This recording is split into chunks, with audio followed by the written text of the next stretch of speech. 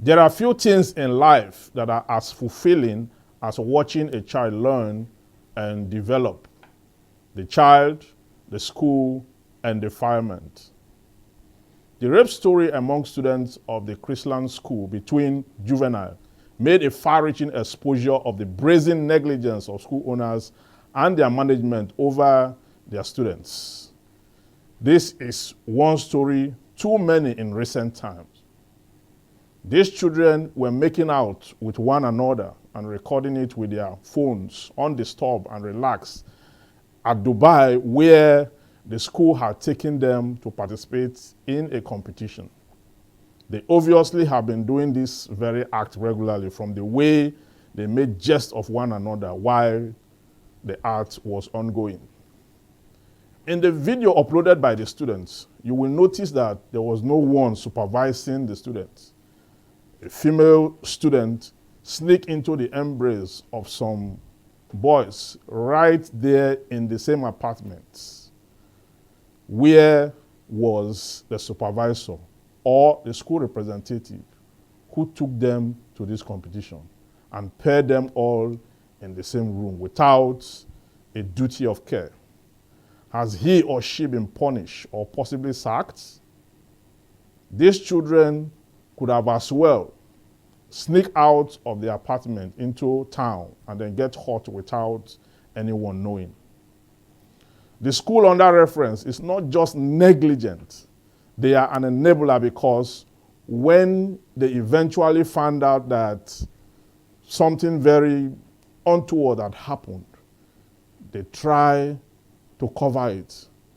And then when it failed, they reprimanded the students and suspended her based on the issue in question. Chrisland is not the only school with this wide gap in terms of responsibilities and the lack of duty of care between school authorities and students. It is now a pandemic which this society must fight head on. Most schools are failing in their moral responsibility to guard children against misconduct as much as parents. You cannot prosecute these juveniles for rape and or debauchery. Children in their puberty are curious and inquisitive. They put all they see and hear to experiment. It is the responsibility of adults who watch over them to be vigilant. In school, at that age, you were as naive as these children, and you tried out some of these things. Maybe not as brazen as what we see them do these days.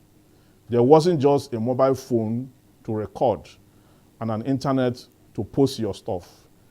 This is not an endorsement of this act.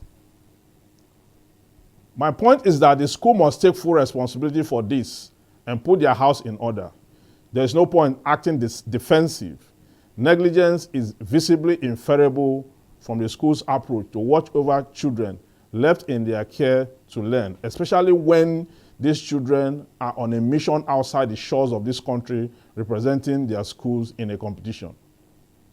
Your children are miles away from you on societal intelligence. What these children know will shock you. You don't know. You need more than paying premium school fees and dumping them in a boarding house to give them a future. You must rescue them from this society and the negative influence it spills all over their lives. You must get involved. The school must be responsible enough to deploy its duties, obligations, and responsibilities to hold high moral standard and inculcate good behavior in the students to promote excellence. I shall go to Rabbi again.